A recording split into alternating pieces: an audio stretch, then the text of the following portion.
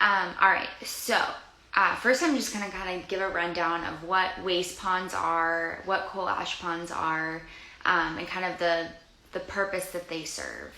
So waste ponds are typically open air, and they are where industries store the byproduct of whatever they're producing. So there's a very broad range of contaminants and byproducts that are eligible to go into these waste ponds. And so a lot of times byproducts from coal need to be kind of like submerged in water so that they don't go into the atmosphere and cause all sorts of air quality problems. So water kind of gets the short end of the stick and short end of the straw and are kind of forced into these waste ponds. So I'm just going to give kind of a couple examples of what these waste ponds or where these waste ponds are located and some of the significant spills that have kind of taken place in the last like 5 years or so. And so I guess it really all kind of stems from the fact that EPA and state agencies haven't really determined the best practices for addressing this pollution.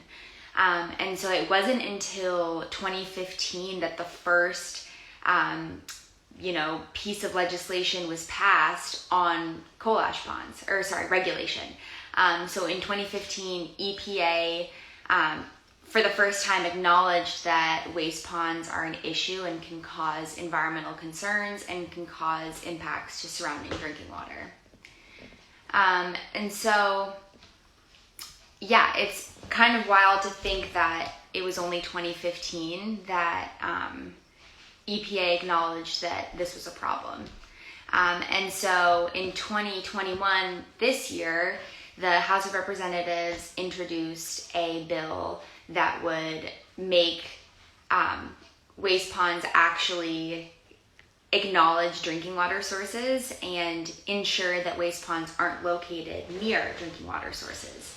And so this bill is currently in the Senate. And so we'll obviously keep everyone kind of in the loop on our Instagram stories and stuff if anything happens with that bill. So, and so it's also concerning when these coal ash ponds or these waste ponds are on the coast or they're near bodies of water. And so two of the more significant, or I guess three of the more significant spills were in North Carolina in 2014 at the Duke Energy Plant, or a Duke Energy Plant, where they were producing coal. And a pipe burst, and I believe it was like a couple million gallons of this like coal ash sludge was released into the environment. And we're still, in 2021 trying to figure out those long-term consequences of that one specific spill. And there are also several waste ponds actually around Lake Michigan, which is of course the drinking water source for Chicago.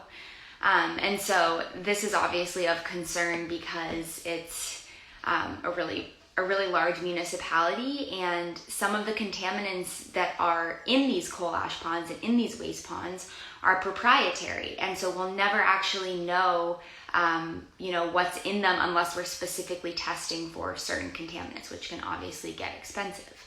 And so the waste pond in Michigan City is certainly of concern. It's a coal and natural gas production facility, and it poses a huge threat to the drinking water in Chicago and other surrounding communities that draw from Lake Michigan.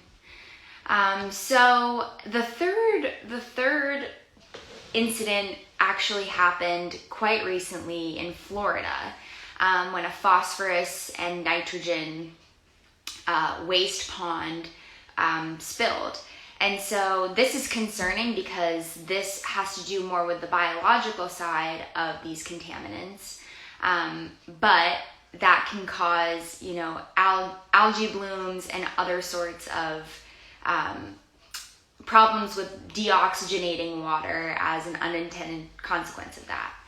But the typical, you know, sludge that's in these types of waste ponds coming from coal and natural gas or whatever it is very much arsenic, chromium-6, those types of more difficult to remove contaminants.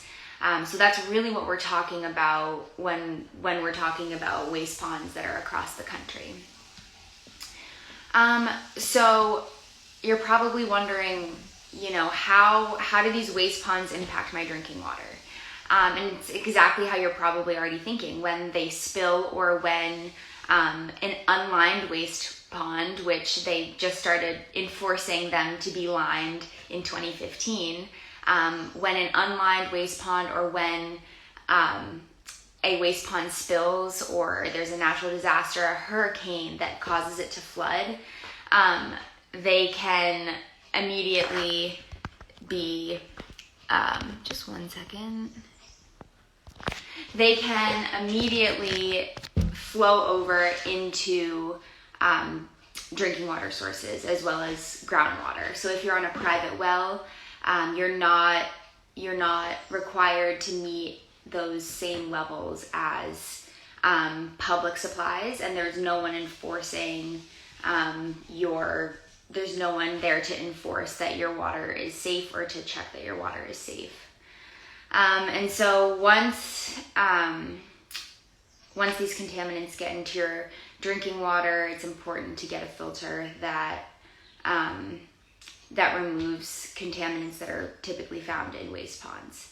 So not all water filters do, and you know, some of these contaminants have also been found in bottled water as well. Arsenic, recently in a Whole Foods bottled water brand, last year was detected well above what health officials claim to be safe. And so, yeah, if you live in an area where there are waste ponds, if you live in an area where there are coal ash ponds, feel free to reach out to us. You can DM us on our Instagram. You can email us at hello@hydroviv.com.